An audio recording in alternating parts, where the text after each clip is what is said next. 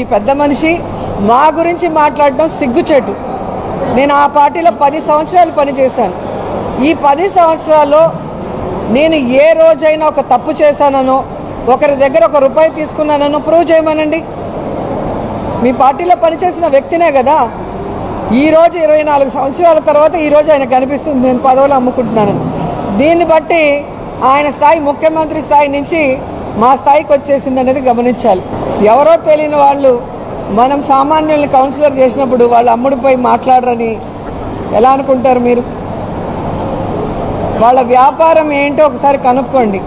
వాళ్ళు ఈరోజు కౌన్సిలర్ అయ్యారు అంటే వైఎస్ఆర్సీపీ పుణ్యం.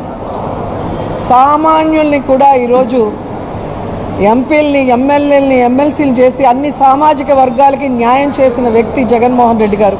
ఆయన బాటలోనే మేము కూడా రాజకీయ వాళ్ళు లేకపోయినా, రాజకీయ అర్హత లేకపోయినా మంచి వాళ్ళగా, పేదవాళ్ళగా ఉన్న వాళ్ళని తీసుకురావాలనుకున్న క్రమంలో వీళ్ళు వచ్చారే తప్ప వీళ్ళు పార్టీ జెండా మోసింది లేదు, పార్టీకి పనిచేసిన వాళ్ళు కాదు. కానీ ఆ కృతజ్ఞత లేకుండా ఈరోజు ఎవరో చెప్పిన మాటలకో దేనికో లొంగి నా మీద నిందేస్తే ఖచ్చితంగా భగవంతుడు సమాధానం చెప్తాడు. నేను ఎప్పుడూ చెప్తాను, జగన్ అన్నలాగే నేను కూడా భగవంతుడిని నమ్ముతాను. ప్రజలకి సర్వీస్ చేయాలని పాలిటిక్స్లో వచ్చాను.